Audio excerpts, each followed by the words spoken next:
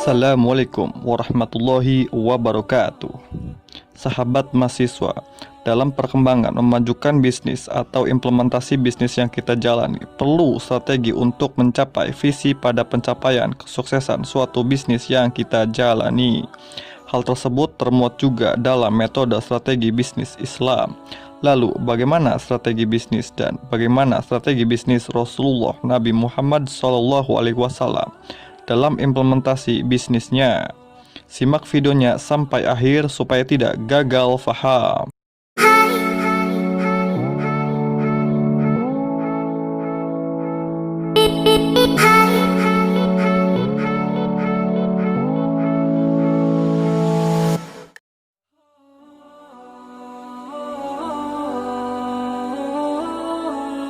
Menyusun strategi bisnis adalah hal penting yang perlu dilakukan sejak awal. Strategi bisnis adalah upaya perusahaan dalam mengambil kebijakan dan pedoman yang memiliki komitmen dan tindakan yang terintegrasi, serta dirancang untuk membangun keunggulan dalam persaingan bisnis untuk memenuhi dan mencapai tujuan bisnis. Strategi bisnis atau strategi persaingan berlangsung pada tingkat unit bisnis atau lini produk, berfokus pada peningkatan posisi bersaing. Dari teori tersebut bisa kita pahami bahwa pada dasarnya strategi bisnis merupakan kebijakan-kebijakan dan garis-garis pedoman yang menentukan cara sebuah perusahaan bersaing dalam sebuah industri dan khususnya cara perusahaan untuk membentuk keunggulan bersaing pada kompetitor bisnisnya.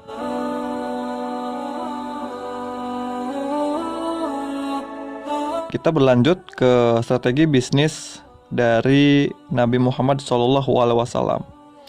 Nah, bagaimana Nabi Muhammad mengimplementasi dan mengelola bisnisnya? Dari beberapa poin di sini Bapak mengutip ada 6 poin ya. Yang pertama itu bisnis dari Rasulullah, yaitu membidik pasar. Nah, membidik pasar adalah strategi pemasaran yang membagi target pasar yang luas ke dalam kelompok-kelompok konsumen. Kelompok-kelompok ini dibagi dengan kriteria-kriteria tertentu.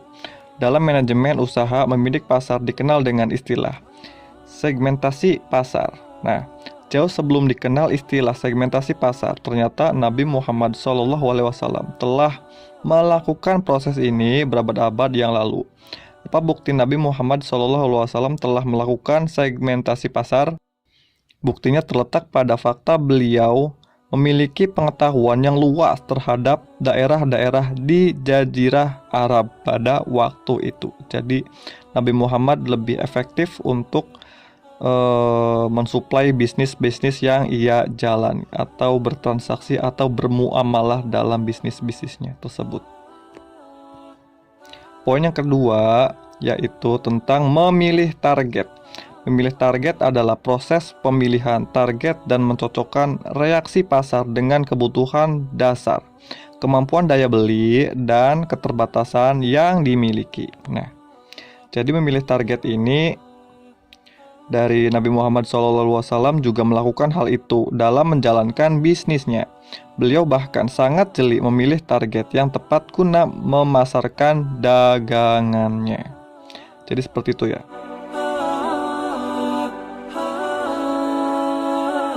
Poin yang ketiga dari strategi bisnis yaitu strategi produksi.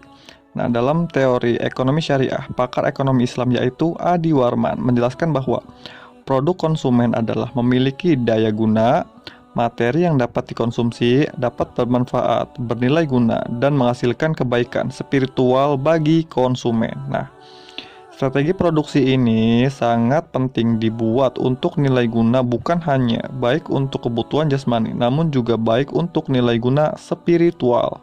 Dari strategi produksi berkaitan dari hadis dari Jabir radhiyallahu anhu berkata, Nabi SAW melarang menjual buah-buahan sebelum masak. Lalu ditanya orang kepada beliau, bagaimanakah buah yang masak? Jawab Nabi SAW, kemerah-merahan, kekuning-kuningan, dan dapat dimakan seketika. Hadis ini diriwayatkan oleh Bukhari, hadis sahih. Bisa kita pahami bahwa Produk yang akan diproduksi sudah benar-benar siap dipasarkan dan sudah teruji baik dari segi kegunaan dan kehalalan serta kebaikan manfaat untuk para konsumen.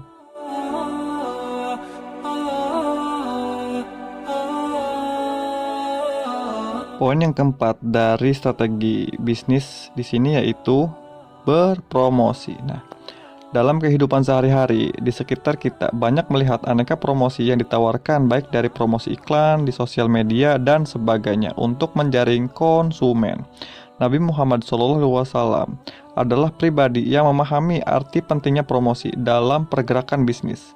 Dan dalam promosi tidak dianjurkan mengucapkan sumpah untuk menjaring konsumen.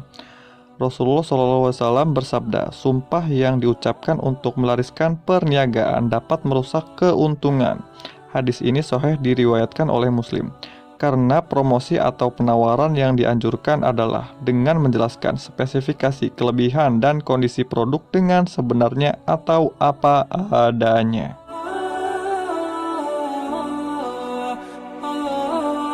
Poin yang kelima dari strategi bisnis yaitu orientasi pada pelayanan. Nabi Muhammad SAW adalah pribadi yang sangat melayani dalam bisnis dan dalam kehidupan secara keseluruhan juga bagi siapa saja. Beliau dengan ikhlas dan segenap usaha selalu menyenangkan orang lain.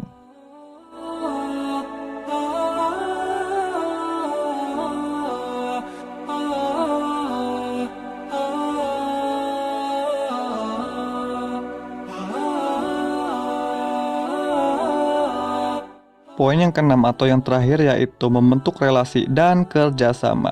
Relasi atau jaringan adalah hal utama dalam membangun sebuah usaha. Jaringan memiliki kekuatan untuk mengubah bisnis menjadi semakin berkembang. Salah satu tujuan dari strategi relasi adalah terbentuknya komunikasi pada orang-orang yang berkontribusi terhadap bisnis atau industri yang kita bangun. Selain relasi, kita juga dapat bekerja sama dengan investor untuk memajukan dan membuka cabang baru dari industri yang kita bangun jika hal itu sudah objektif untuk memajukan dan mengembangkan bisnis atau industri yang kita bangun.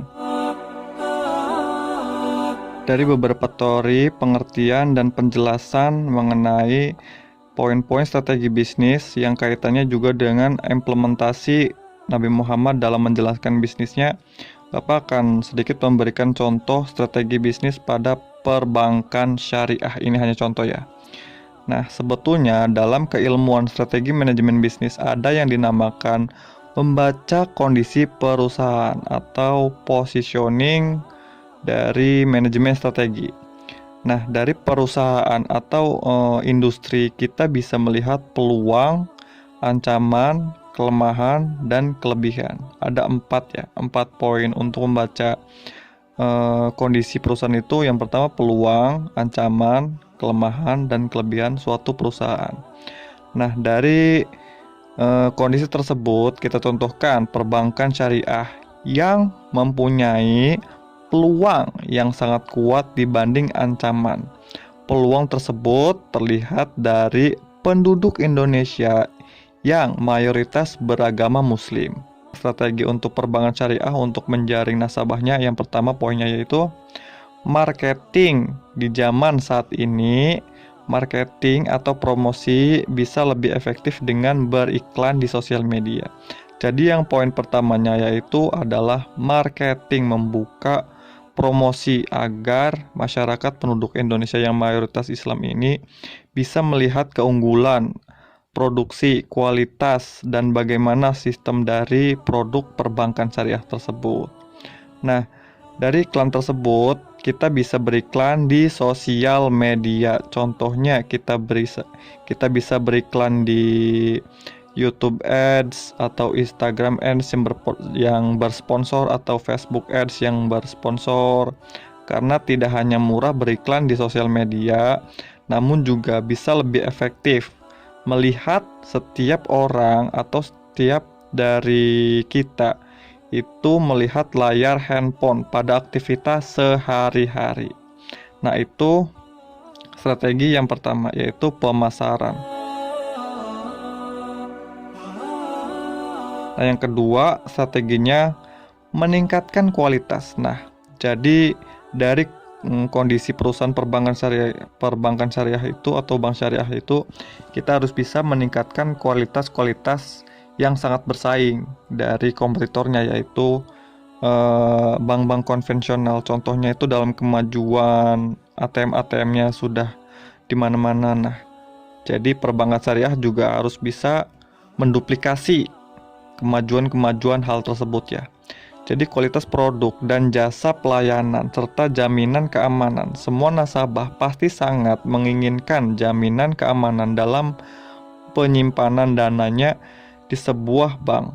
Begitu juga yang diterapkan oleh bank syariah yang sudah pasti menjamin keamanan semua dana disimpan oleh nasabah dalam berbagai produk perbankan syariah yang dipilih. Dengan begitu, nasabah akan lebih percaya akan bank syariah karena kenyamanan dan keamanan dalam menyimpan uang tidak kalah dengan bank konvensional.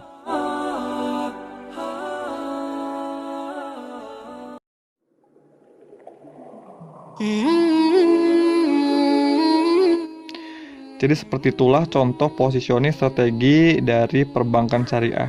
Kurang lebihnya Bapak mohon maaf. Wabillahi taufiq wal hidayah. Assalamualaikum warahmatullahi wabarakatuh.